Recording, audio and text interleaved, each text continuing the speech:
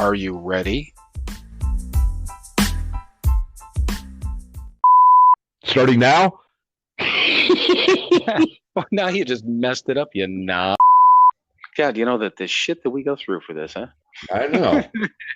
Fuckers better appreciate it. When we started, we were just like, yeah, we're just going to do this, man. You know, shoot our wad into the wind and see what happens. What's the title of this podcast again? I don't know. I don't know. Something with a penis, I guess. Right. Our fucking faces are everywhere now. Right. But You're welcome, ladies. Right.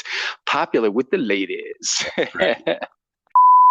Oh, I'm not even going to apologize because hopefully it sounds fucking hilarious. Yeah, totally. This is fucking explicit now. The explicit button. Let me use my finger. La, la, la, la, la, la.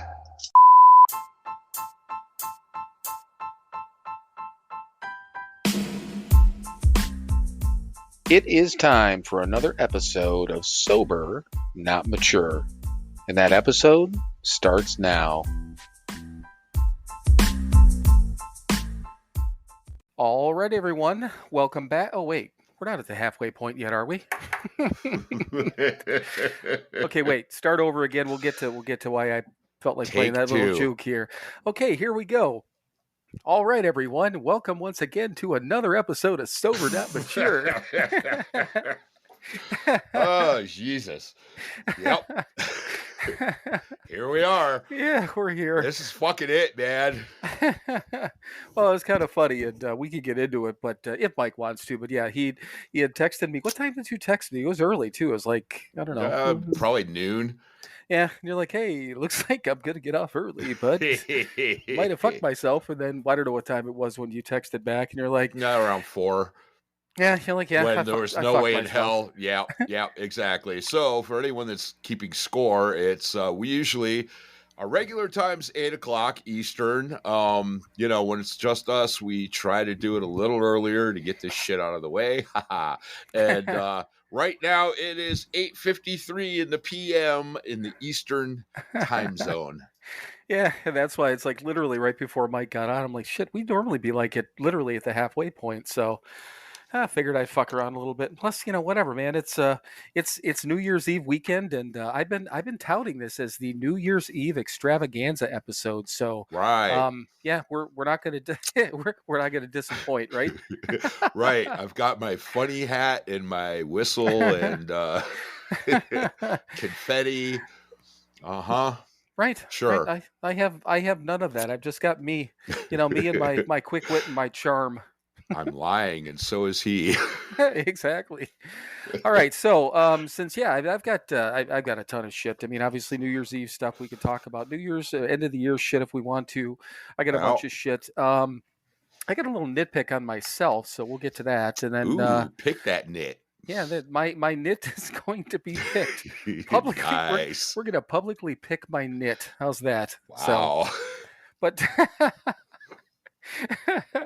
Yeah, the final fucking episode of 2023. We're gonna bring this in with a fucking bang. You know what? I'm gonna write this down. We were number 6 on that feed spot. Oh yeah, list. Right. Yeah, okay. So just real quickly on that, when I first I don't know got approached by them, probably a year ago. It's the top 70 or whatever podcast that you should be following in 2023. Jesus. Okay. And they're like, hey, I got time for that. Yeah, but it's sober podcast. So I'm like, okay, that's kind of cool. So they're like, hey, sign up for this, do this and that. So I made sure that we were all kind of like quote unquote registered with it. And then, I told them, I'm like, I said, what number are we? I'm like, I went through and I didn't see it. So we were at that point. Number, I don't know, like 22 or 25 or something like that. And I like breezed over it because I don't think that they had our feed wasn't in there correct. So our picture wasn't in there. So I didn't see it right away. Mm-hmm. But, we got up to, I think last year we get up to like, I don't know, number 10, number 8, whatever it was. And then I stopped kind of paying attention, but what they had asked us to do, they're like, hey, tag us in your post if you post about it. So I did. And then I just kind of got away from it because we were up in the 30s and the 40s, and I'm like, fuck this, whatever.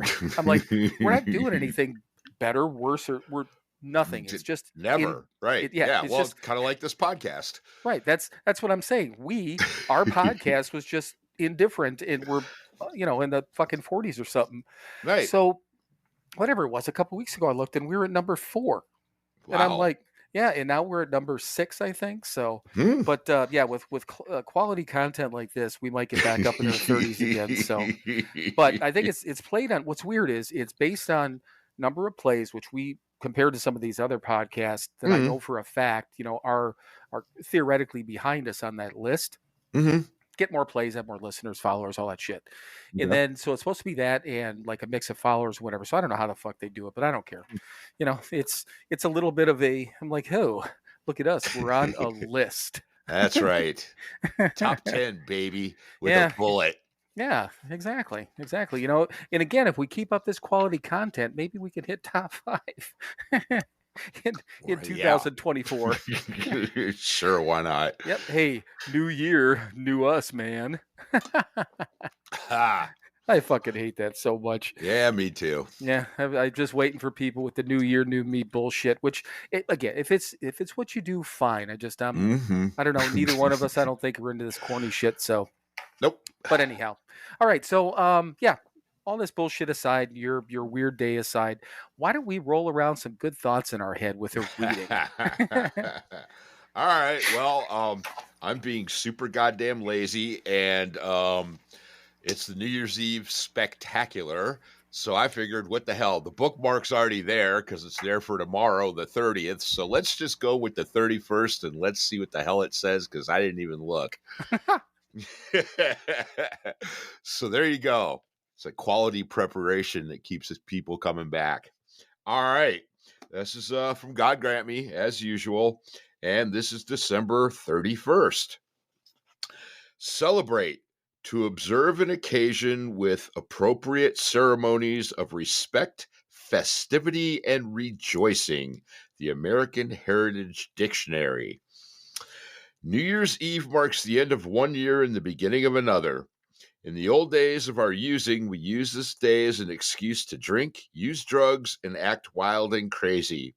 We did not really think about honoring the year that was ending or about welcoming the new year.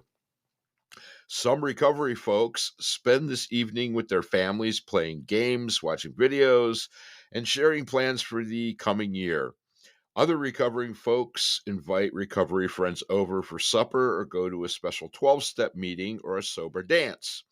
Some attend special religious services, perhaps at a church, synagogue, mosque, or sweat lodge. The ending of the year is an important occasion to celebrate.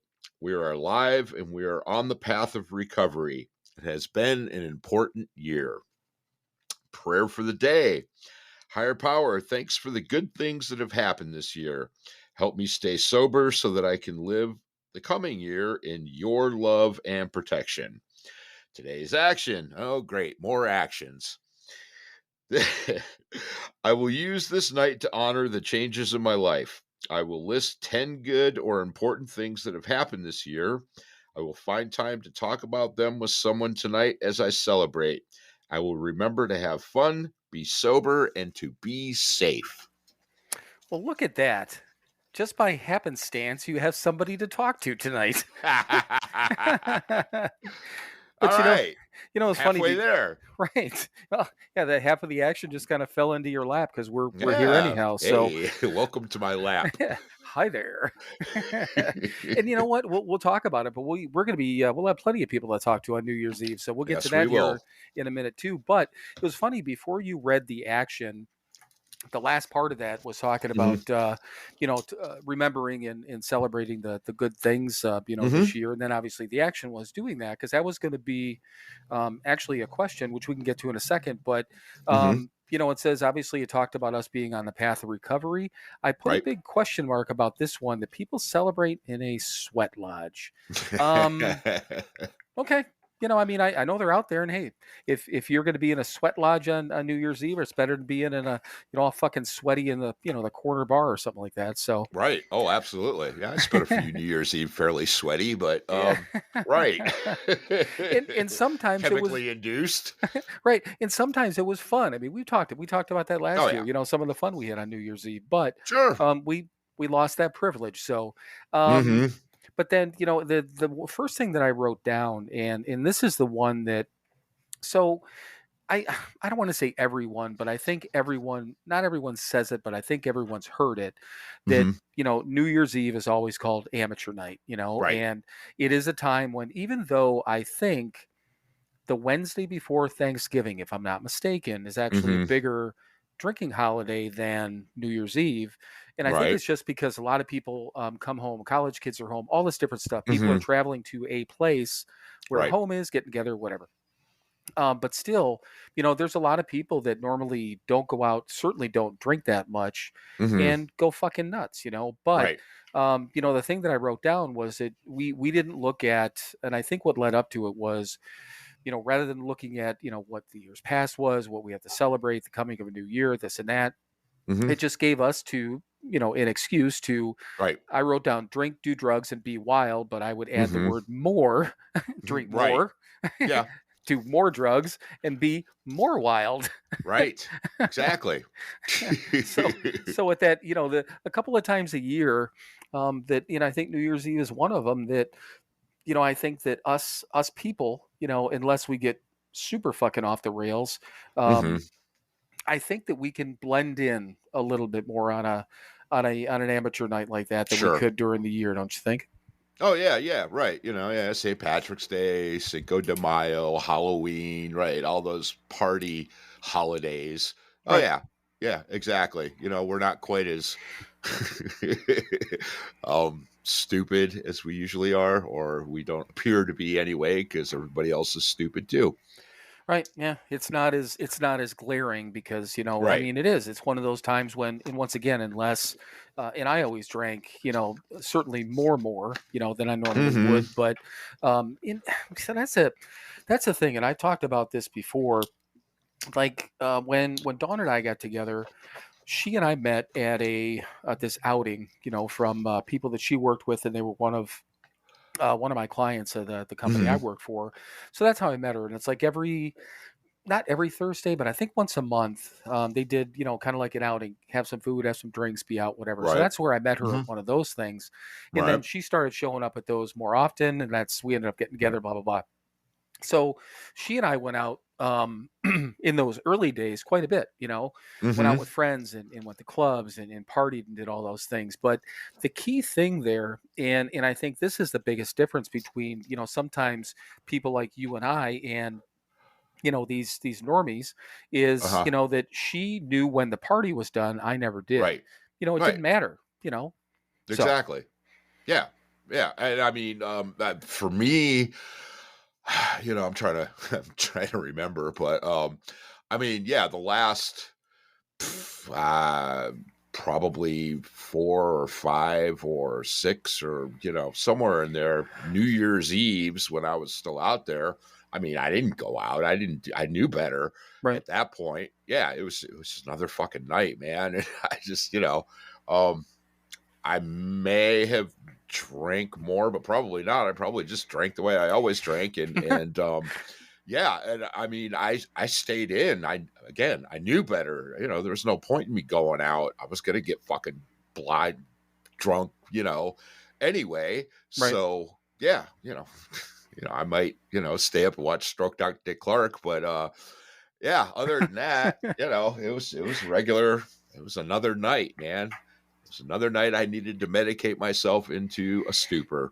Yeah. And you know what? I Yeah. don't Dawn and I used to go out on New Year's Eve, and I know you and I talked about a couple of those Right. last year. And there was times I went out on New Year's Eve, but I mean, Oh, sure. when after Kimmy's mom and I split, so after Pam and I split years ago, and then before Dawn and I got together, I used to come down to Indiana, and then I'd hang out with Kathy and Mark.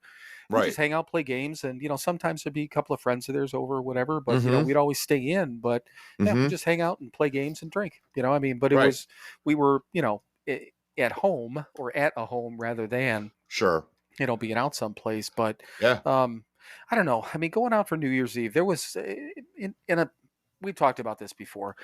Mm-hmm. We'd be lying if we said we didn't have. There was some New Year's Eves and some regular times and all that stuff that were a ton of fucking fun, and Oh, nobody got in absolutely. trouble, and Yeah. no fights, no arguments, no Right. no DUIs, no jails, Right. No institutions, jail or or death. death. Right.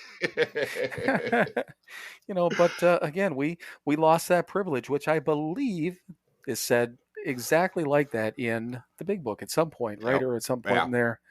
Yeah, we just lost that privilege. So, Mm-hmm. um, but what about that? I mean, like right off the top of your head, I mean, and we don't have to sit here and like make a list of 10 fucking things, but Mm. I mean, what do you think? I mean, off the top of your head, any like pinpoint things this year that I This know it's kind of year. corny, like Right. 2023, but I don't know that were Right. just moments.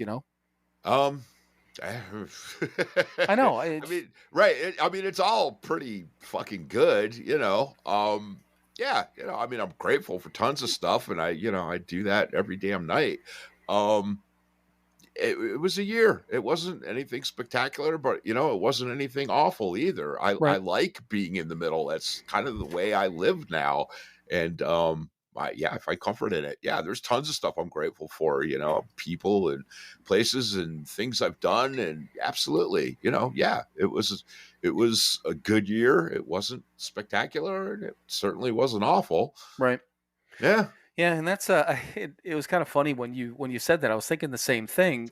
As you were doing the reading, that there wasn't like huge highs or huge lows this year. I mean, you No, figured last year's when there just aren't anymore. yeah, I Right. mean, Mom died the year Right. before, but and Hmm. that was a low, but I mean, it was a challenging Absolutely. moment that we had an opportunity to, I don't know, I'd say shine. That's a stupid way to put it, but you know what I mean. Right.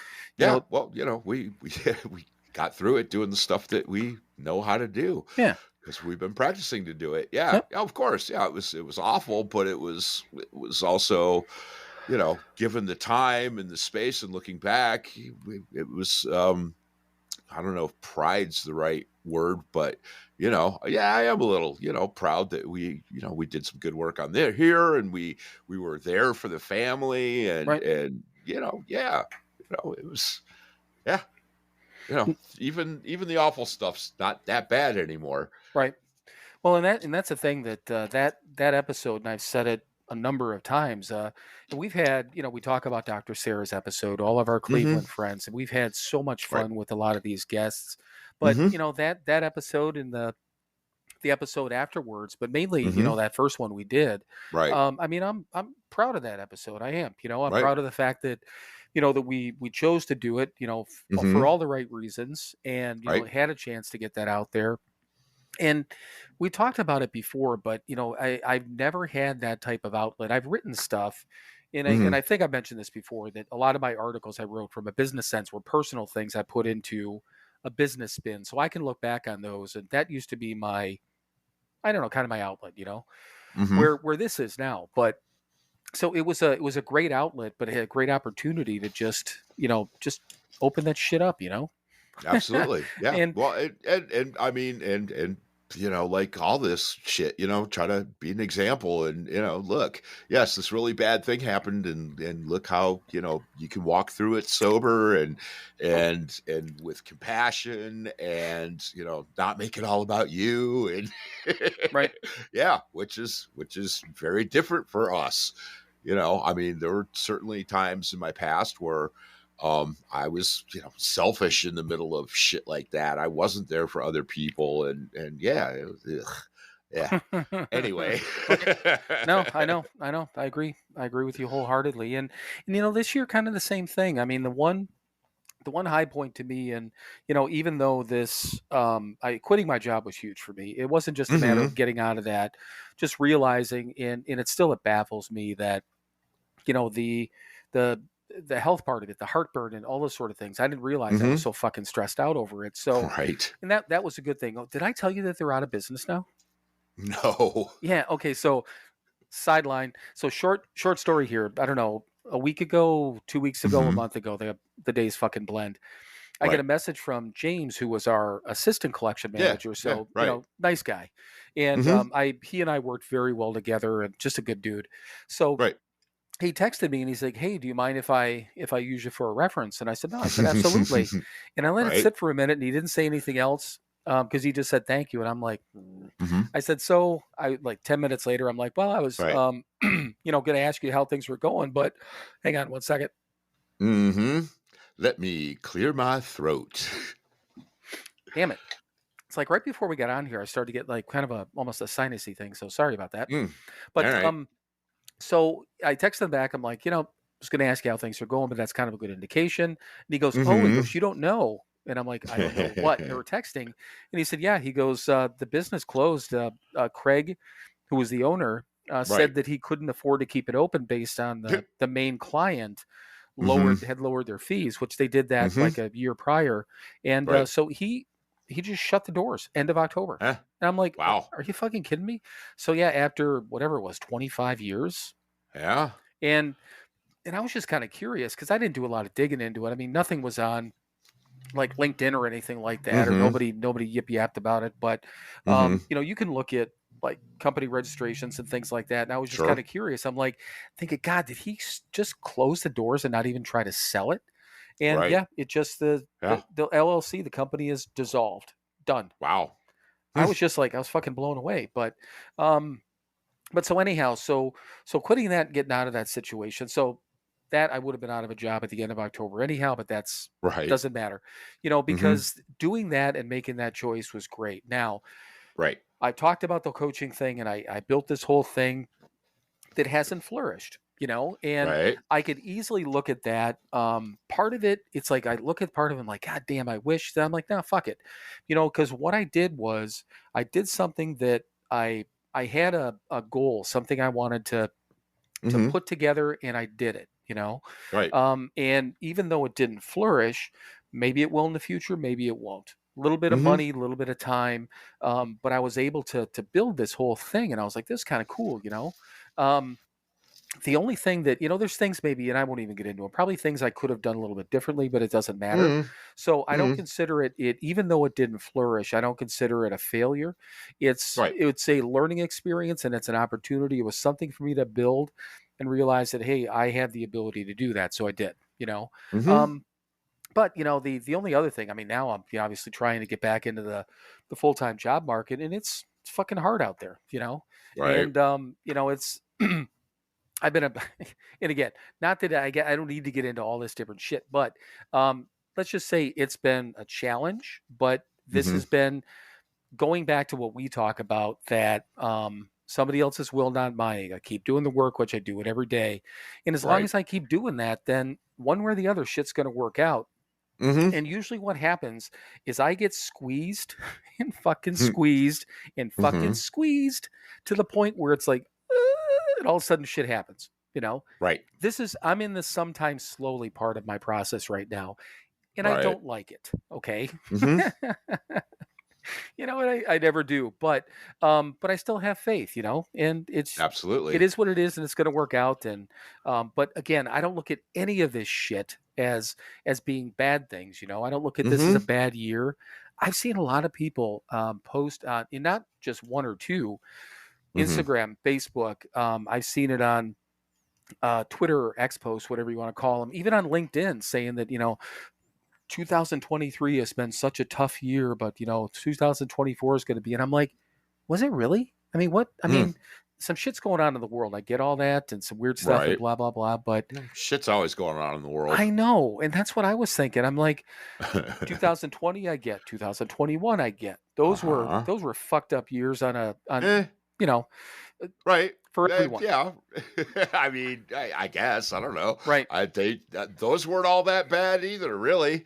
Right. I mean, personally, I kind of liked it. There were fewer people out there I had to deal with, and more time at home, and I didn't mind it all that much at all. Oh, I agree. Because like you worked through the entire time. I worked through the entire time. It didn't Yep. really interrupt except for seeing family and things like that, that Right. sort of thing, it took away. Mm-hmm. So but I understand that more than I do. I don't understand what was the big thing. 2023. I don't know. It just was. I don't think it was that. It was a Yeah, year, it was. So, yeah. Yeah. And hey, guess what? We got through it. We're still here. Right. And And still, sober. Woohoo. and still on the other thing I wrote down, the path of recovery, because I wrote that Mm-hmm. down too. Yep. But yeah, I don't know. It just as I was thinking about that, it just reminded me of these posts about that, and again, for the life of me, yes, ups and downs and whatever. But this summer, and you and I going to the Foo Right. Fighters, I took those trips. I spent time with Right. with my kids, and I spent time with my grandson, and I had a wonderful time. So even Yeah. and I look at it this way too, that so I'm going through a let's call it a challenge right now, getting back into Mm-hmm. that. But fuck it, it was worth it. Right. Yeah. I mean, I did. It was an opportunity to almost, kind of like, and I hate to use the term reset, but maybe it was, Mm-hmm. I didn't realize what like I said, the stress and whatever, and whatever, I don't know, whatever it is, it's not, Yeah. nothing, none of it's bad. It's not a bad thing. It's So, not. Yeah. Nothing is ever that bad. right. Yeah. But, think about it. Think about 14 years ago. I mean, Oh, yeah. everything was fucking bad. Yeah, pretty much. Right. Exactly. Yeah. So, I mean, going through whatever these little hills and valleys, it's no big fucking deal at all. Right. Yeah. So okay. So the wrap up on that is it was a good reading. I mean, first of all, but the Sure. wrap up on that is that you and I are kind of in the middle. We are. Right. And that's where we like it. Yep. Never too high, never too low. Uh-huh. Right. Exactly where we should be. Yep. Exactly. So we could talk about New Year's Eve here in a minute too. Do you want me to let me go through my little nitpick real quick, because I did it while we were. All right. I did it while we. that nit. Because I did it while we were talking. And I noticed it. I noticed it last episode, and I'm sure I know for a fact I do it a lot.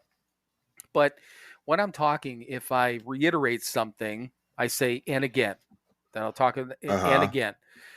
So I noticed it when I was listening to last week's episode, and it was one of those things that I focused in on, and now I've searched the second word. So the word "again" was said 73 times in last week's episode. Okay. Wow. Right. It's a fucking lot, right? Yeah, it is. And I heard as I was going through, I think you said it one time after I said it, I think, which is the only reason I noticed it. But okay. I don't think you might. I think 71 of those are mine. Well, how about hey, let's give it the benefit of the doubt and say 69 of them were yours. Oh, I like that even better. But so and this has the fact that this is happening at the end of the year, going into the new year. I need to make a declaration that has nothing to do that it's a new year. I was listening to an episode last week and it fucking irritated me. So I'm going to tell a short story about years ago when this stuff started to come into my mind. Part of it involves alcohol, so it's relatable. Okay. Okay. Now, I went through a program, and literally this was 22 years ago. It was September of 2000, or no, God, 23 years ago. So September of 2000, because Dawn was pregnant with Derek at the time. And I I got involved in this program. It was a national organization for the Collectors Association, and I got the opportunity to become an instructor, And I think I'd mentioned that before, you and I, but I don't know if I talked about it on here. But so it's basically what we did at that time. So much of this stuff is done online anymore. I don't even think they have instructors that travel anymore. I don't know. But at that time, that's all they had. So there was literally it was a big deal, and I'm not a big deal, but I got involved in something that was a big deal. I was one of only like 22 people all across the country that was certified as an instructor. So it was kind of a big, and something huge professional accomplishment for me, and probably one of the greatest professional things I ever went through, the training and all that stuff, because it led into a lot of other things, kind of where my story comes in. So we fly to Minneapolis. I was there. I ended up kind of a quick sideline. So Dawn's pregnant with Derek. You're not allowed to have cell phones. She's literally like 2 weeks away from his due date because he was a little late, I think. And they actually, I could see that. yeah, they're like, I'm like, my wife's pregnant. I'm like, I need to know if my son happens to be born early, whatever the deal is. Mm-hmm. Can't have a cell phone on. That was against the policy. I was allowed to bring a pager. Again, this is 23 years ago. Yeah. Right. Fucking AT&T. I think we had to spend whatever, I don't know, it was like a year. You couldn't just get one temporarily. Sure. I had to pay for one right. like $25 a month for a fucking year is ridiculous. But he wasn't born while I was gone, but that was just another thing that happened. So we get there on a Saturday and we have this reception dinner and stuff like that. And, all the instructors are going to go through the training and all that stuff, all the new instructors. So basically they're like, okay, after dinner, hang out for a little while, but make sure you get rest. I mean, we were starting training at like 7 the next morning, starting on a Sunday at the actual office of the American Collectors Association. They actually took us there on a Sunday on purpose because no one was there. Right. So they're like, get to bed early, get some rest. Well, of course, I sit down, at the bar in the hotel with a couple of guys. Have a drink. Of course. They fucking closed down the bar. I was just fucking wrecked. So there's my alcohol part. But we were there Sunday, Monday, Tuesday, half a day on Wednesday. And one of the things we did these 3 presentations. First one was 3 to 5 minutes. Next one was 5 to 10. And then the final exam, quote unquote, was a 15-minute presentation. And part of what they did was they videotaped you, but they also would listen to you, and they listened for what they called crutch words. The word verbal crutches. Yeah, right. And they counted in my first presentation, which again 3 to 5 minutes. I said the word some ungodly amount of times, and I'm like, "Are you serious?" I'm like, yeah. They're like, here's the thing, and this is where I learned this, and this is why it irritated me with the again part, is that they said when you're training somebody, and I understand this, they said if you have a tick, a mannerism, a word, something like that, if somebody picks up on it, they will focus only on that, and they lose, the conversation is lost. And I'm like, I don't want to do that, because I'm trying to teach people. And the same thing, even though we fuck around a lot, we are trying to get out at least a little bit of a message. So I don't want to have one of these things. So I went back to my room that night, and the next one was at like that 10-minute presentation. I went, I did it over and over and over again until I could do it without saying the word And I would go through however long it was. I'd get, 3 minutes into it. I'd say the word and I'm like, fuck me. And I'd start over. I wouldn't let myself, start from there. I'd start over. So the next day I'll go back and I do this presentation, not an in the entire thing.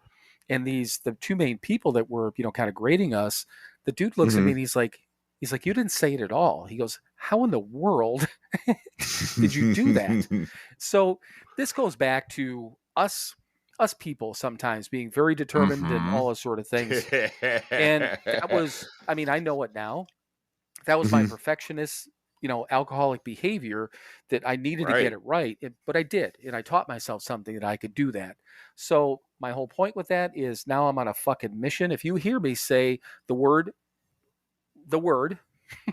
unless it's a general conversation where the person, it's like Fonzie saying wrong.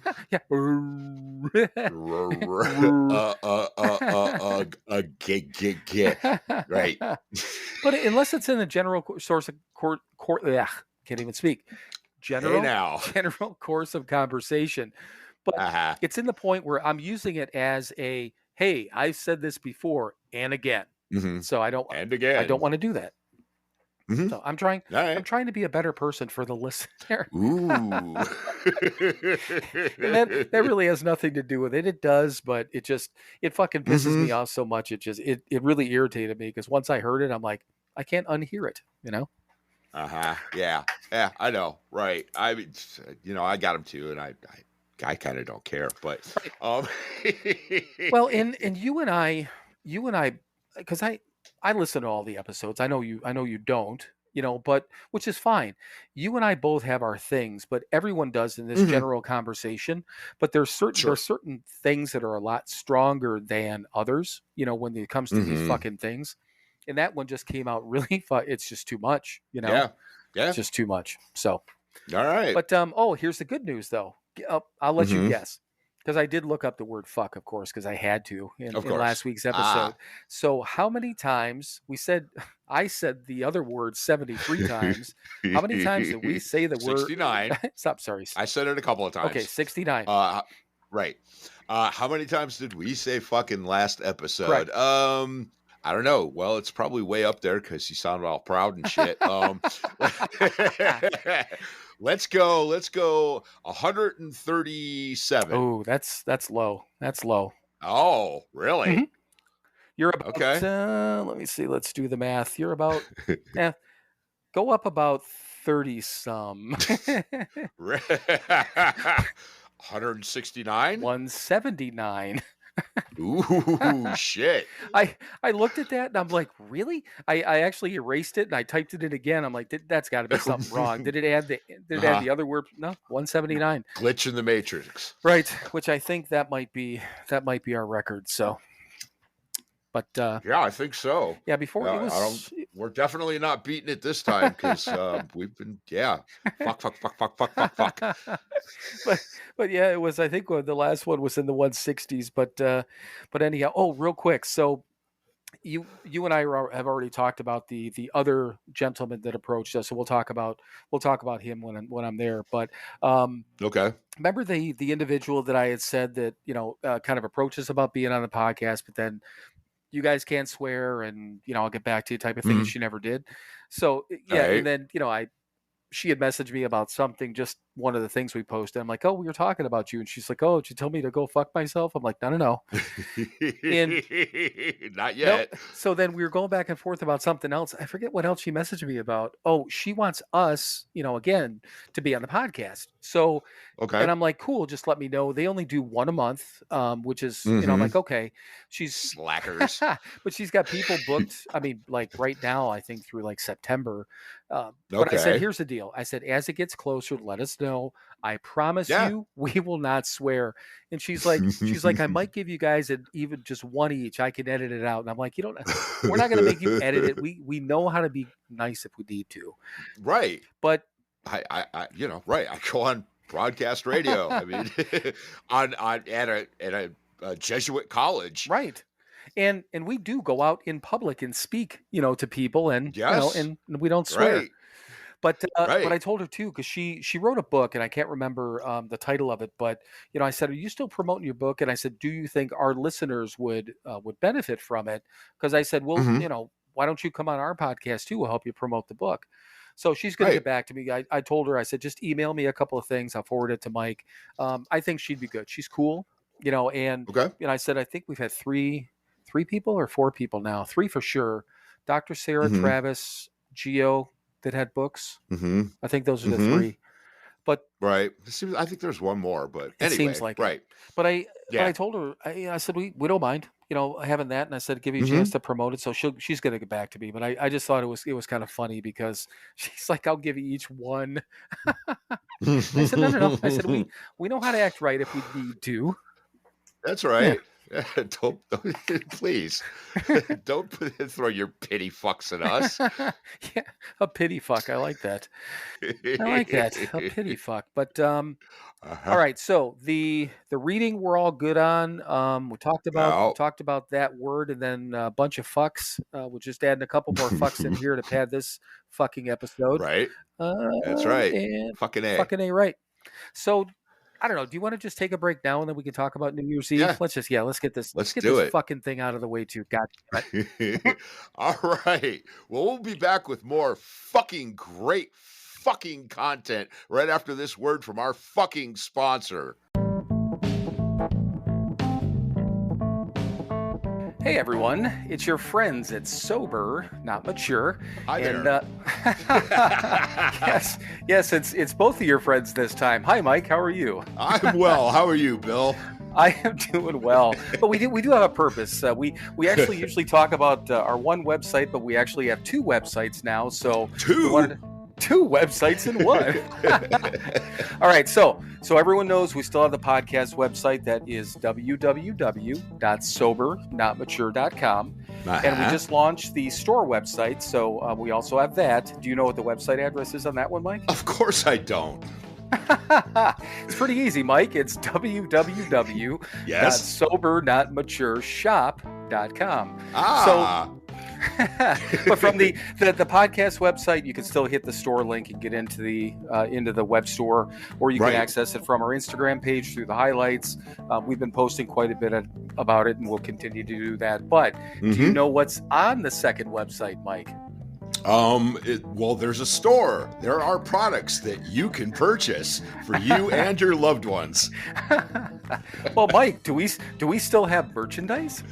We have merchandise. Well, we got T-shirts and coffee mugs and all kinds of crap. And one of the coolest parts, we also do have all the recovery books from Hazelden, which is kind of a big deal. That is a big deal. Yeah, at least for us. So all the books that we read, God Grant Me, 24 Hours, the Big Book, the 12 and 12, all of those books are available for sale on our website. And again, that store website is www.sober. Trying to help, man. I know you are. You're not helping, though. Okay, now I got to say www.SoberNotMatureShop.com. .com. Visit that today, or visit the podcast website, which is, again, the podcast website. So www.SoberNotMature.com. Did you just say sober but not mature? Yeah, sure. Write that down. Yeah, like fucking mush mouth or something. All right, everyone. You've suffered enough with this, and we'll get back to what we were talking about previously. So visit the websites, though. All right, everyone. Welcome fucking back. Hi there.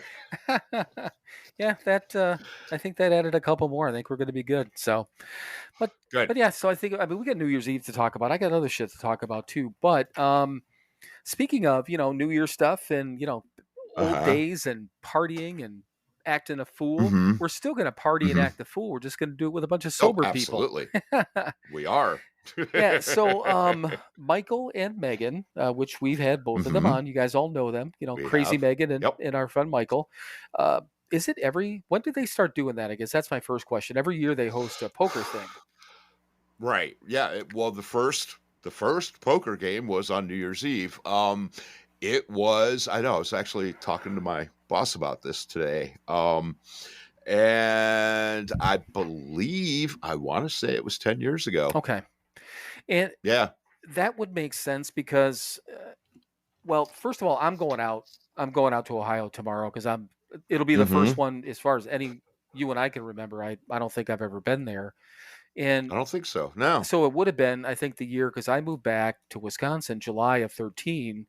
So if it was that year, then that would make perfect sense because I was back. Yeah. I was back in September. I was back in November for their wedding, and I was back, I think, might have been back for Thanksgiving. I don't know. I was back to Ohio like 3 times within that 4 or 5 month period. So I know I didn't come back. That does actually kind of, I think, line up because, I think it was that first New Year's Eve that they were married.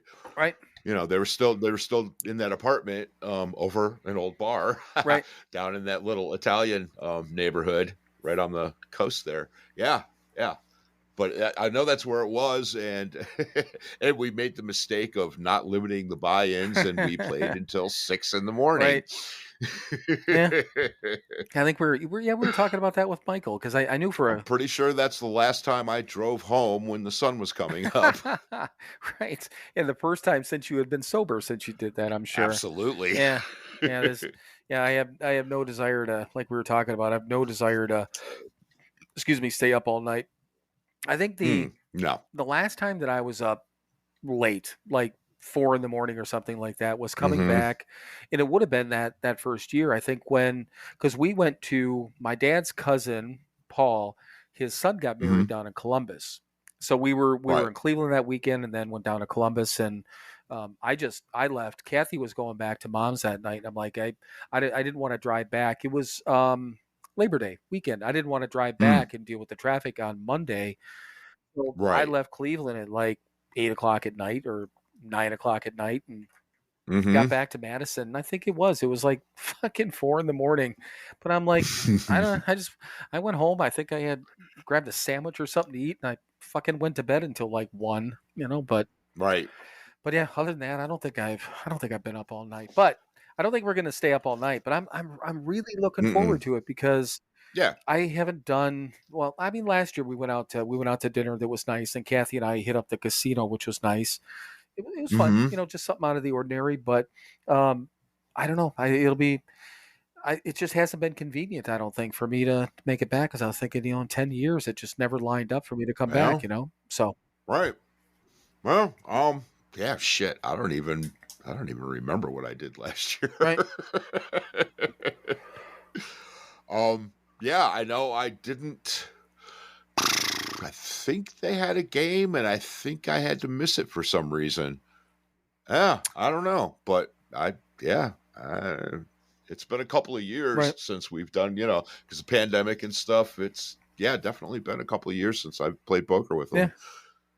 Yeah, on New Year's Eve. So it's I'm looking forward to it too. It's going to be fun. Yeah, it'll be. I just thought it'd be a lot. I know it'll be a lot of fun. And I know I was just thinking back too that there was a number of years when we used to come back to Cleveland for Christmas.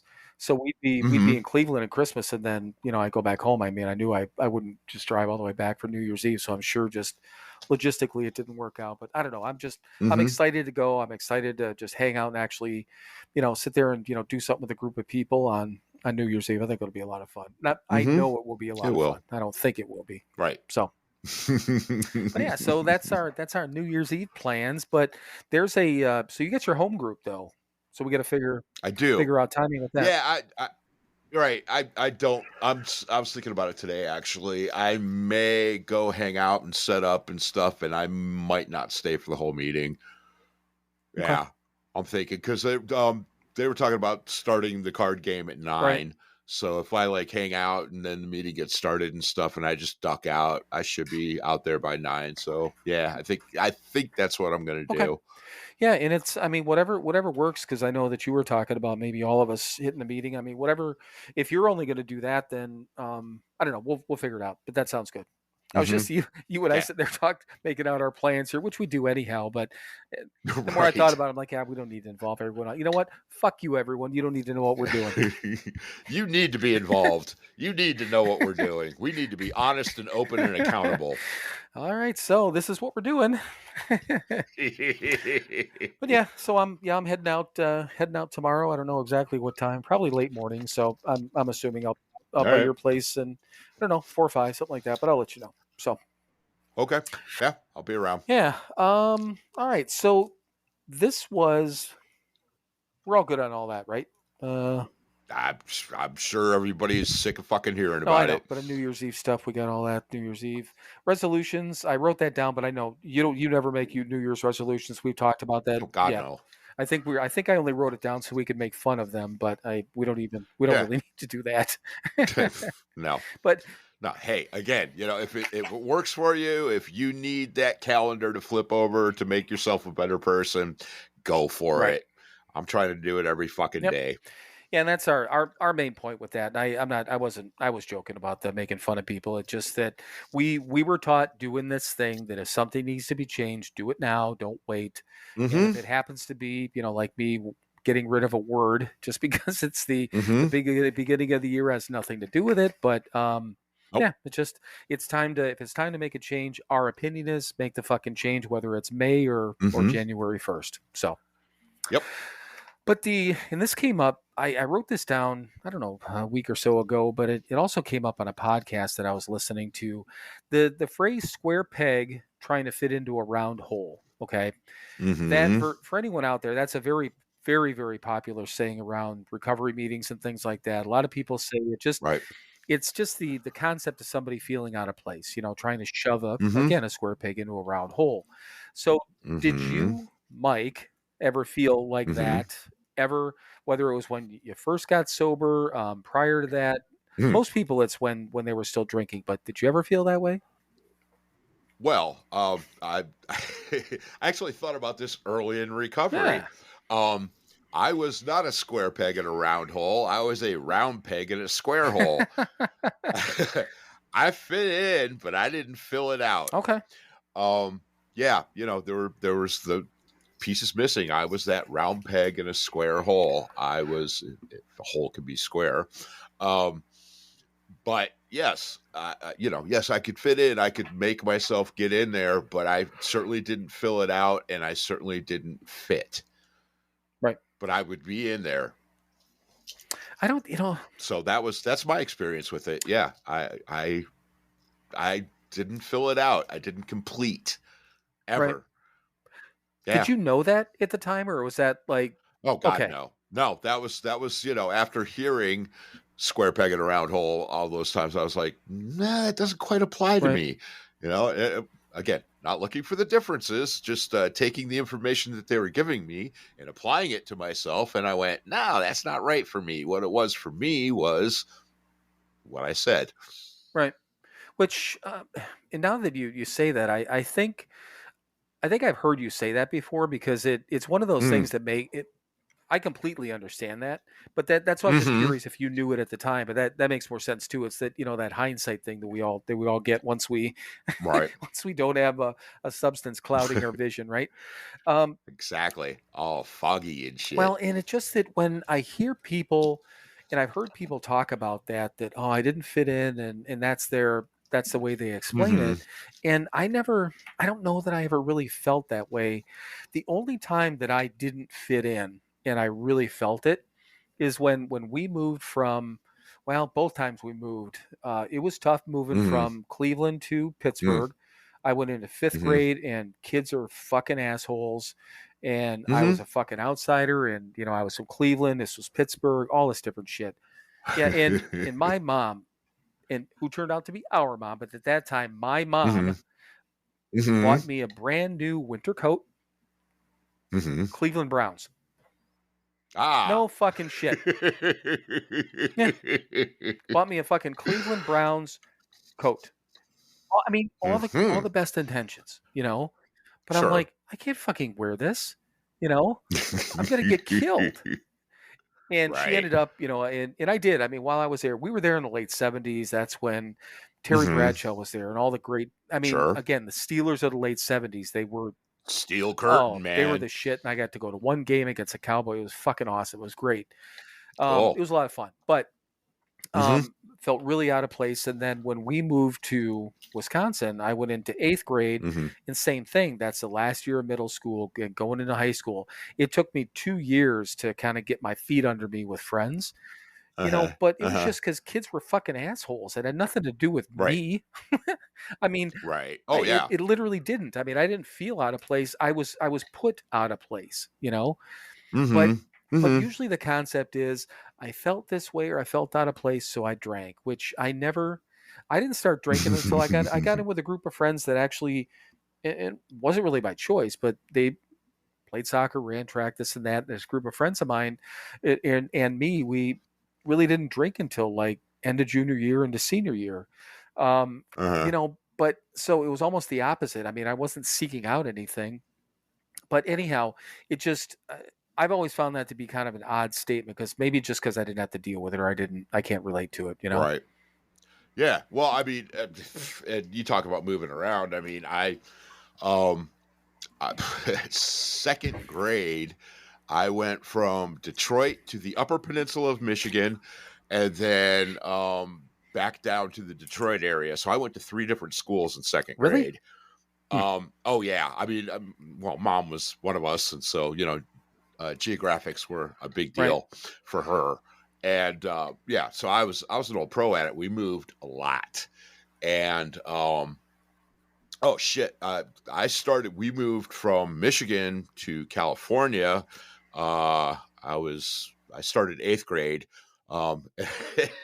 Yeah, and I had been in Michigan. I had been there for like 4 years, the longest I'd been anywhere at that point in my life, in a school system and all that stuff. And so I did like 4th and 5th grade, and then the population was growing, so they moved 6th grade over to the junior high. So I did 2 years of junior high, and it was junior high. It was going to different classes every hour. It was like mini high school.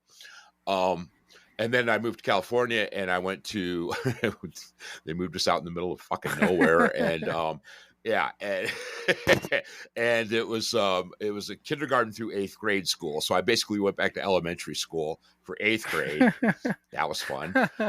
And then we moved again, a little bit more populated area in Sacramento, and I started high school. I knew no one. I walked into a big high school, like 3,000 students, Jesus. and I didn't know anybody. I take that back. I knew one guy, sort of, because there was a kid that was a year younger than me, lived 2 doors down from me, and he had a friend that was starting high school that had been there his whole fucking life, one of those guys. And so I'd like met him a couple of times, but walking into this high school, he didn't acknowledge me. I was not. Yeah. I had met him a couple of times, and that was it. So yeah, I walked into high school and didn't know anybody. But I, seriously, within a couple of weeks, I had, I was already making inroads because I was an old pro at it. I've been moving around my whole fucking life. So yeah, I found my people, Right. Yeah. We had a little thing called Smoker's Corner because you could smoke in school back then. Yeah, so you go hang out there. I'll find those motherfuckers. Hey, man.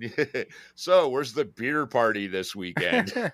So, it's funny because that was my next question. So, people talk about seeking out people who drank or used like they did. Did you do that? Right. Did you and I know you're trying to find friends and stuff like that, and again, easily finding something like the smoking area. That makes sense. That's the one thing that, and smoking's bad for us and all the sort of things, and everyone gets it, and everyone understands it. But the one thing that you could always do is you can go hang out, smoke a cigarette. Even these days, go where anyone's vaping, and you can make instant friends. It's a weird culture. It really fucking is. It doesn't matter who it is. You're with people who smoke or vape or whatever it is. Right. But well, it's the junior version of walking into a bar. Yeah, same thing. Working them substances, man. Find the people that like the same shit you do. Right. Right. And no, I didn't really look for people to party like me because I partied like me, motherfucker. Right. If you want to share your stuff with me, that's cool. I'm sure it's not sharing my stuff with you. Right. But because I was thinking about that too when I wrote it down. It's just that briefly, thinking about it, I don't think I ever had a conscious thought where I said, I'm only going to hang out with people who drink. I'm only going to hang out with people who like to stay out and drink, can hang with me type of thing. But I ended up, just everyone that I was around was like that, and when I went to events, it was, I would say, almost unheard of to end up at any event, child's birthday party to a Christmas party to anything where you couldn't get something to drink, Oh yeah. And it was the thing. And I think it's still a thing, to these days, where a lot of these get-togethers, and that's why so many people have trouble, I think, or struggle a little bit when they get sober with that sort of thing. But it just, I was curious if you ever walked into a place, and I guess you had great examples there of thinking, I need to find people who drink or use like me because those are the people I want to hang with, and I don't know, like I said, I never had those blinders on. It was never conscious. It was you just kind of find each other. Right. I mean, it shakes out that way. I mean, honestly, yeah, I said Smoker's Corner, but I also my freshman year, I'd always sang in choirs my whole life, from like second grade on.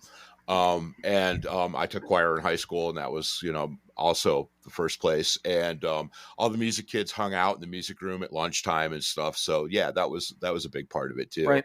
I found musicians and stuff, and yeah, and not just rock and roll, but they were there too. But yeah, the whole music department, that's what kept me in high school. Yeah. Well, I remember you saying that when we were talking to, might have been we were talking to Nico, I think, because he said wrestling, and I had played, I ran track and played soccer, but the same deal is when we moved to Wisconsin, I had never I had never played soccer before, but kind of the same thing Mm-hmm. with you, where our next door neighbors, it was a two boys that lived next to us. One was my age, but when same thing, they had moved from like Minnesota down to Wisconsin mid-year, so that the school system wouldn't let him in. So he got held back just because they came in late, you know. So he Mm. was my age, but a year behind me, you know. Okay. So we ended up going to the same school. You know, I was in eighth and he was in seventh. So I saw him, but he Mm-hmm. wasn't in any of my classes. But what we did Right. was he played soccer and I got involved in like this community league soccer. So that again, I started meeting people that way, and I just did it. God Yeah. damn it, that fucking word. But that's how I started meeting people, was through soccer, and then a lot of those people. Mm-hmm. So it was, all these communities around went to the same high school. So that's where I met a Yeah. lot of these guys and became close friends. And a guy I room with in Mm-hmm. college, he didn't play soccer, but he ran track, and so it's this whole group of people that I ended up meeting. Sure. But same deal, you like you said with the music, you just end up finding your crowd based on common interest. But I don't Absolutely. know. I've heard so many leads, and I know you have too. That those two things, the square peg thing, and then I moved someplace, and I found I was started looking for my people, and I'm like, Mm. I never did that, In No. You just find it. It just right, happens. Yeah. We're not that good. right, We don't look for them. It just happens. You just start doing things that, like, again, the common interest, sports or music or whatever. And if you're a fucking math nerd, you find other math nerds. right. Yeah. Yeah, it is. You're right. It's organically, if we want to go with one of those words, right? That's right. Absolutely. All right. So let me see. Oh, so here's another one. And we were talking about pride earlier. God, all these things are this. If I didn't bring this up, all these things would just be falling into place, and I could just act like this was magic. But I'm Right. I'm kind of pointing it out, like, oh, look what I wrote down. Something we were talking about before. Um, do you remember the first time after you got sober that you were actually Uh-huh. proud of yourself, and what had you accomplished, and what you had accomplished up to that point? So figure this time, because I get it before when you said you were dry, not really sober before this time. So when Mm-hmm. we got sober this time, April of Mm-hmm. 2010, do you remember the first time that you actually felt proud of yourself and what you had accomplished to that point? Hmm. I mean, it was kind of the slowly thing, just putting the days together, man. Yeah, clearly, I got past, the 90 days, and that was a big one for me, because every time I had, here's my air quotes, tried this thing in the past, yeah, that 90-day mark was always a big one. I could never really get past it very well. And I did once, but it was fucking skin of my teeth, white knuckling it. Yeah, again, just put the days together, man. No, not really. There's no moment. There was no, hell, I'm still working on it, man. And same deal though with that question, and I'm sure it came up, but me listening to some podcasts, because Hmm. these thoughts, kids are not. I can't. I'm not that fucking original. There are Right. times when I have one of these things pop off the top of my head for no fucking reason. I'm like, wow, where did that come from? But I know this wasn't one of them.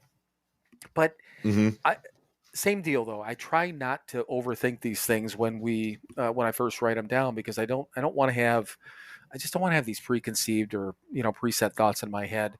But Hmm. I the only thing that I can think of right now as I'm thinking back is starting to see, like the when Derek came out, and Hmm. Dawn was a big part of that. I think making me feel that way, because of her reactions to me, and what she was doing, Hmm. with our son and all that stuff. And same thing, watching Kathy and watching mom, and having just a family member. I don't know who it was or when they said it, but say, hey, you're looking better, you're sounding better, whatever the thing is. And then you look in, Hmm. where somebody says something, you're like, huh, yeah. Then you look back, you're like, God damn, I think I mentioned it in one other episode, doing the walk or whatever it was. And when did I start doing these prayers? When did I start doing this? How did I get to this point? Like you said, it literally is. It's just putting together these days. But, there's just moments, even now, it could have been a handful of years ago, either, one of my kids said something, or I'm able to do something for my kids, or mom says something, and you're like, God damn, if I wasn't, where would I be? Or if I didn't, what would have Oh, happened? absolutely. And, just having an, no better way to put it, kind of having an awe moment. You're like, God damn, that's everything's fucking worth it, with that one thing. Right. Well, you're talking about it that way, and God, it's probably getting close to 2 years ago now. Lydia, my granddaughter, wrote me a letter, a couple of pages, man, just telling me that she was proud of me, and she was glad that I was her grandfather, and hell, I don't remember all the particulars of it, but it was beautiful. And I was just, again, so this is so I'm like maybe 11 years sober, something like that. And just the cumulative thing of me always being there in her life. She has, I've talked about it before. She has no concept of the fucking monster that I am. Right. She doesn't. She turned 2 a couple of weeks after I got sober, so she does not remember. I mean, there's pictures of me at her first birthday, and I was fucking hammered. And I look back on that and go, but she does not know. All she knows is me sober, right? And the accumulation of that was this letter she wrote me a couple of years ago. It was amazing. I still have it. It's in plastic. It's in the drawer. I know exactly where it's at. Yeah, that one was huge. It was like, fuck, I guess I'm a halfway decent human being thanks to this program. There's this person that I care about deeply, and she cares about me, and the fruits of these labors in this program showing me how to be a fucking good person works. And yeah, that's pretty goddamn cool. Right. Yeah, and I don't remember what it was. Kimmy sent me a text probably, I don't know, 3-4 years ago, 5 years ago, whenever it was. And right. Fucking random, just sent me a text, and right. I don't say this enough, but along the lines of I'm so glad you're in my life and this and that, blah. And I was just like, all you can do is, thank you and all, and I appreciate it and all that sort of thing. But you just kind of it almost knocks your wind out of you, because you're like, huh, okay. All these things that piss me off on a daily basis, and here's my I can't make big enough air quotes, the struggles that I have, and we all have them, and they're real and they're important and justifiable and fucking blah, but right. When you look back at stuff like that, or being available, like you said, my son, calling me at 1 a.m, not because because he needed a ride, and I told him he could call me, and being there for my sister, being there for our mom, anything like that. Just you realize that how whatever we did, whatever we had to go through, all this fucking work, which isn't work. Because we said this before, and I make a joke out of it, but it is. All we have to do is we have to read a fucking book, follow 12 little suggestions, and be a decent fucking human being. Yep. That's it. That's it. Okay, I worked really hard, man. But the flip side is it's not our fucking nature. Right. It's not anything we want to do. It is work. Right, I know. It's working them fucking muscles, man, building them up, making them strong so that we can be there for other people. Yeah, it's yeah. Okay, so Chris my girlfriend has been sick. She actually got sick like 2 days before we left for Mexico. She got first few days we were down there, she was sick. But I kept telling her, hey man, I'm not driving a truck. I'm not dodging morons. I step outside and it's 85 degrees. This is all good.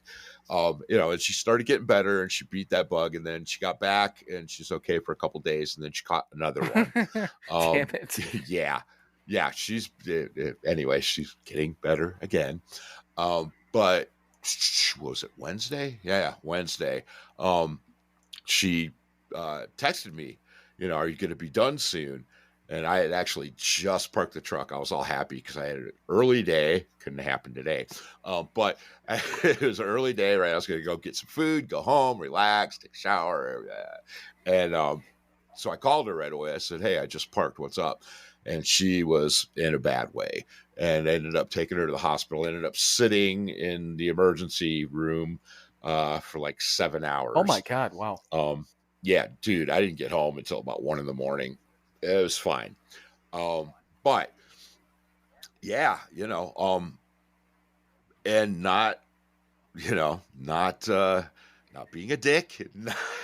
I mean, this is not what I wanted to do. But I did it, took her there, sat with her. Turned out she's got a virus, and, they gave her some fluids and sent us back home. But I could be there for someone else, again, not what I wanted to do. I fucking hate hospitals. I hate, I'm sitting there looking at the people in the emergency room going, you motherfuckers, I hate all of you. And the old me would have turned it around and resented her and let her know that I was not happy about being there. And, no, none of that shit happened. I mean, it was all in me, but it didn't come out because I know how to handle myself today, how to behave, be a good boy. And it was fine. I got home and got about 3.5 hours sleep and went to work. And yeah, and that was 2 days ago, and it's, in the past. But again, I got to be there for somebody else, help someone get through something that was not pleasant for them. And that's all that mattered. Didn't matter that I was uncomfortable and I was hungry and I was tired, and who fucking cares? I was there. I got to hold her hand. Well, I didn't hold her hand because she was deceased. But so you guys were making, and she listens to this, right? Making out in the oh yeah, no, sitting there with the mask on, the other side of the room, saying, "Hey, baby, how you doing over there?" Right, exactly. But yeah, again, I got to be there for somebody else, so it was a horrible, miserable fucking thing for me, and it was good, right? Because I got to do something for someone else. Yeah. Well, and we talk about that all the time. We joke about that literally joke about the fact that it's not all about us and all that sort of thing, but it isn't, and that's the difference. And we don't. The thing of it is that the reason we have, like we were talking about, like you with Lydia and the text from Kimmy or my son or anything like that, the reason we have these, there's no better way for me to put it. Everyone will understand if I say an awe moment, but I don't know how else to put it. We have those moments because we don't realize how much we affect people positively, because all we're doing is doing our thing. We're doing everything that we were taught, but we don't always realize, at least I don't, I can speak for myself. I don't, definitely. I don't realize the positive shit that I put out, and realizing that, like you said, whether it's the hospital or being there for somebody or, I don't know I mean, Kimmy and Brian always asking me, they ask me first if I could babysit, and she comes to me with some things, and whatever it is. I mean, it's just being there, being available, and realizing that you're there, and that sometimes that's all that matters, is that you're there, you're on the other end of the phone, and they know it. Yeah. Right. 9 times out of 10, that's enough. Right. But 14, 15 years ago, that wasn't the case at all. I'm not answering that fucking phone. I'm fucking half in the bag and I want to get all the way in. I'm not answering that fucking phone. Halfway in the bag and I want to get all the way in. Yeah. I like that. Right. You're going to slow my fucking roll, man. Yeah. Again, we kind of didn't care that we were negatively impacting people. We were hurting Right. people, you know. We didn't give a shit. So how could we notice it? And now that we're again doing the next right thing, being a good boy, blah blah blah blah blah. Yeah, we don't notice that either. That it actually does make a difference, and we're actually like, helping people along their way, Right. man. Which is, yeah, fuck. I know. Who knew? I know. And then I mean that's all about, all those things, or all those, those proud moments, those are the things that it's the little things and I've been telling myself this because I get these little irritations. See, I get, like I said, searching for a job and whatever. I mean, it's a big deal. Obviously, people got to work, people got to pay bills or whatever.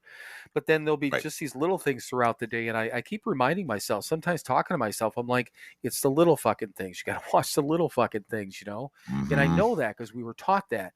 It's not the deaths, it's not the tragedies. It's usually, not always, it's not a rule, but usually not the big things, because those things are so fucking blatant that you realize you got to take care of yourself. And I'm talking about Right. sober people, watching out for the, that first drink and stuff.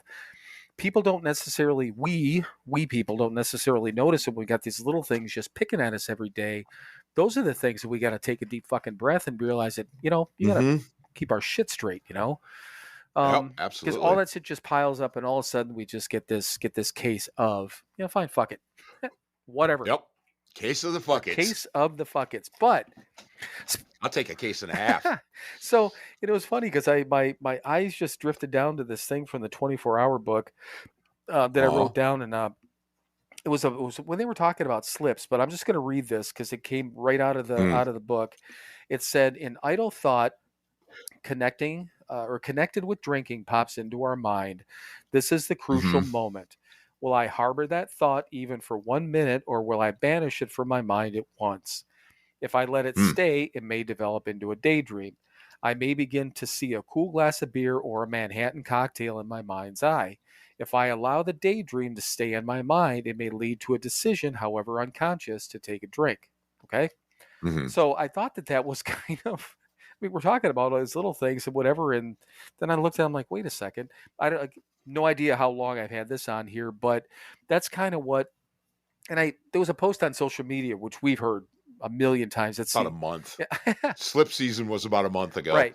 But there was a thing on social media where somebody put that, a relapse happens, long before you physically take a drink, which we know, we've heard that. Right. But that's kind of a little bit about what this is talking about, that we talked about the fact that drinking, or the thought of drinking and all that shit, comes into our heads a lot of times. And especially on a weekend like this, if somebody's newly sober, it could easily come into their mind. But the point here is, do you let it dwell? Because sooner or later, it's going to sound like a good fucking idea, especially, especially if shit's going bad, then you're looking for a big old case of fuckets.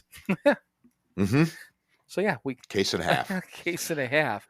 So yeah, we can't do that. I think the 24-hour book is telling us not to do that, right? Well, right. I know exactly the reading you're talking about because I've read it a few times. 14 or so. Right. But thankfully I have this. Here's some more sober jargon. I have this tool in my toolbox that, and it is a default for me now. We've talked about it a million times on here. Yes, of course, we think about drinking. Yes, of course, think about using drugs. It happens all the time. Not constantly, not every day. I'm not obsessed with it anymore, but it happens. And, but the tool that I have now, and it pretty much, when I get those thoughts, I instantly play the tape through. Keep it going. Okay, asshole, take that drink. Then what? Well, I take that drink, and then I'm going to get thirsty, and then I'm going to need some more, and then I'm going to smoke a joint, and then I'm going to get some heroin, and then I'm going to smoke some crack, and no, but I'm going to fucking throw it all away. I'm very, very quick. That muscle is really strong. I am very quick when that thought pops in. what's the next step? What happens next is my next thought almost instantly now. And, fuck it. It's never good because it's never good. So, right. I mean, it's easy. Yes. The thought. Okay. Yes. That Manhattan cocktail, that cool frosty beer.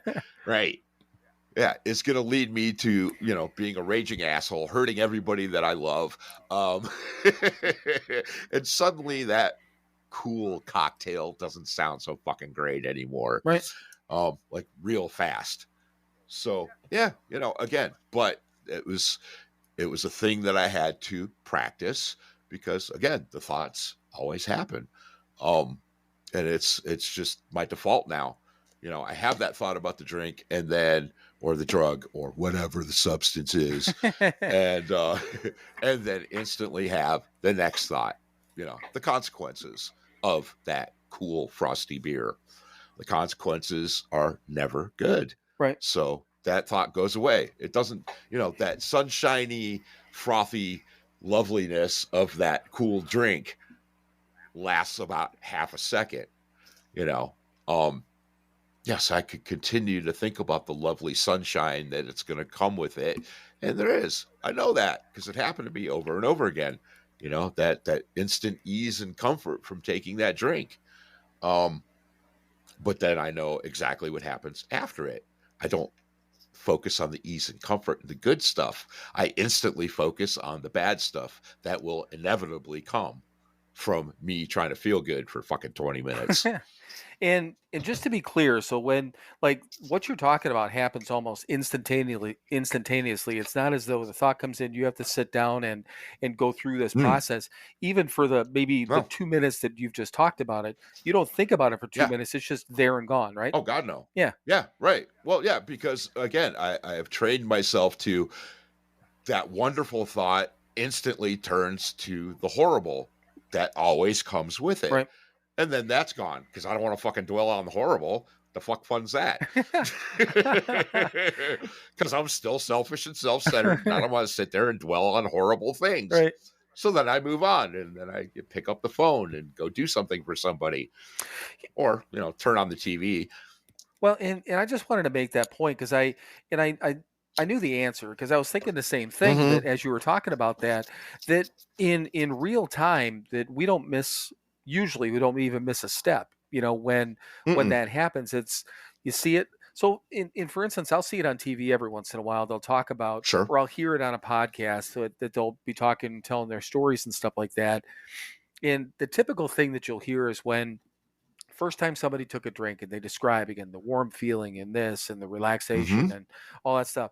I remember fucking all of that, and that's what, once you get that first time, that's what we're chasing the entire time, and you never catch it again, because it's that first feeling.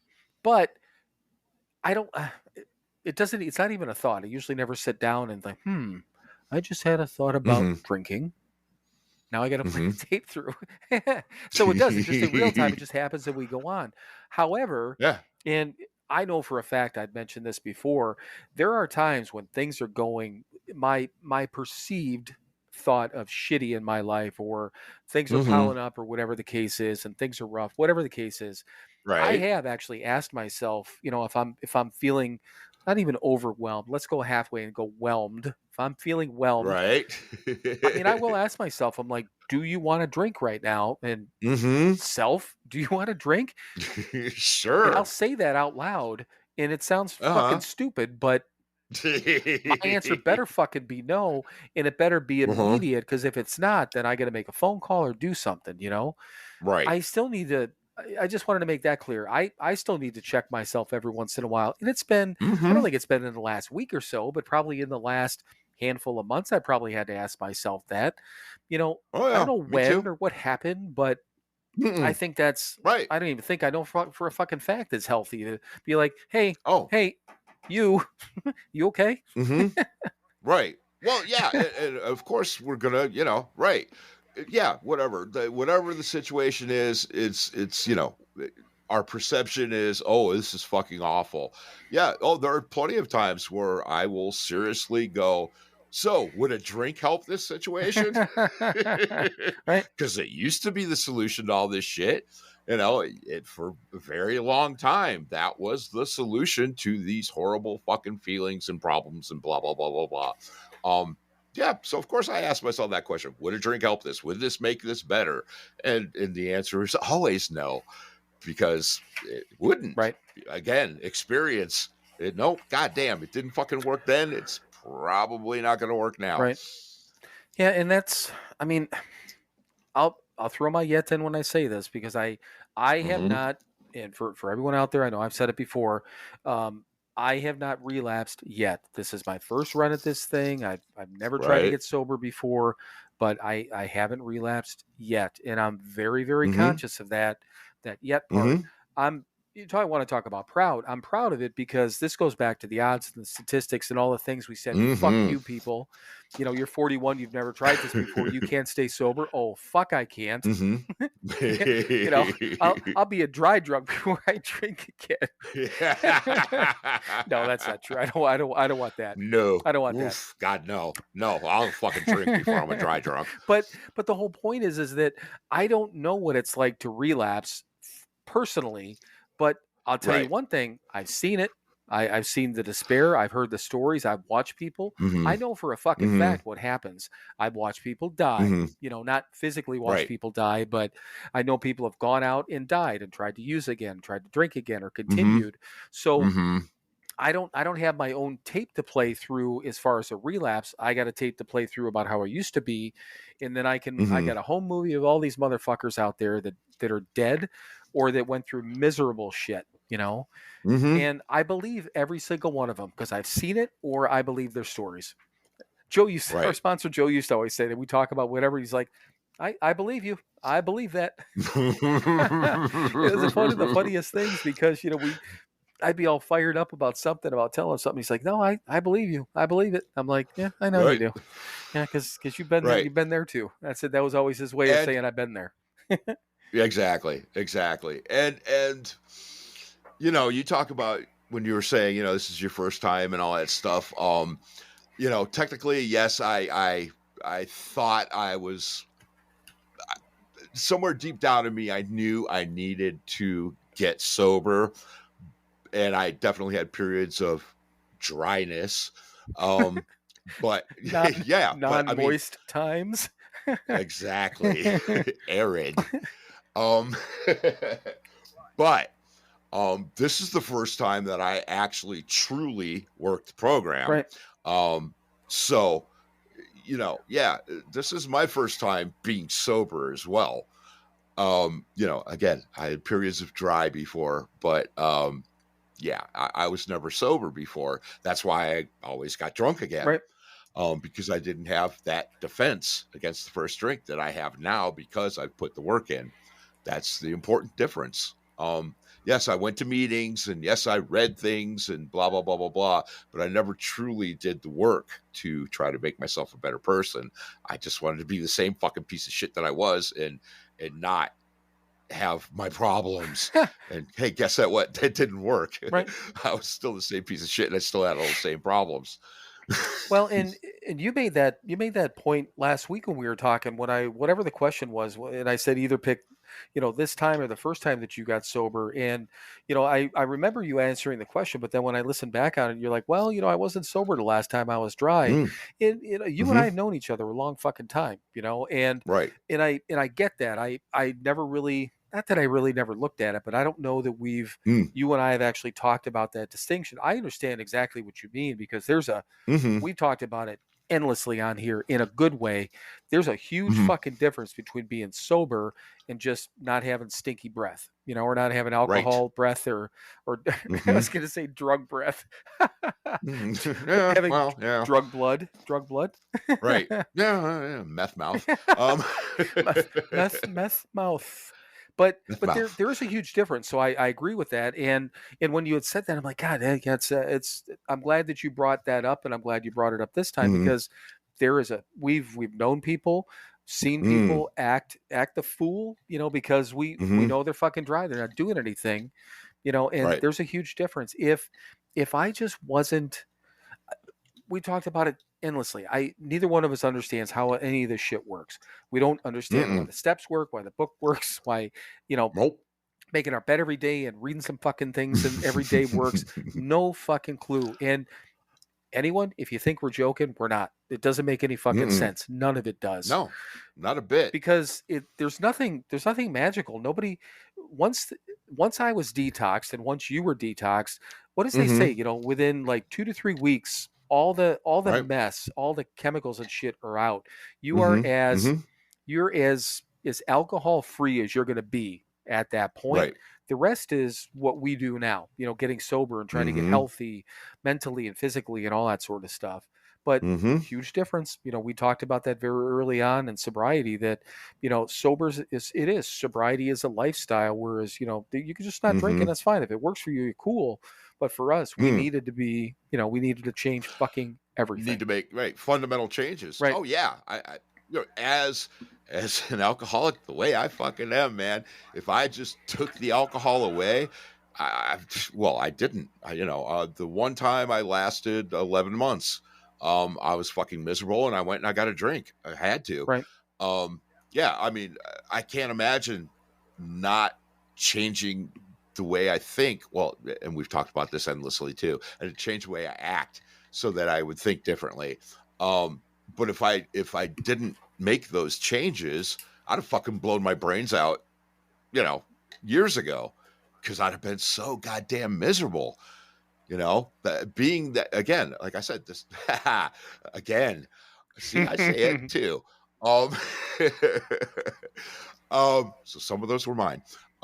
Yeah, if I wouldn't have fundamentally changed the kind of person that I am, being without alcohol, I would have been I'd be miserable. Right. I couldn't handle that.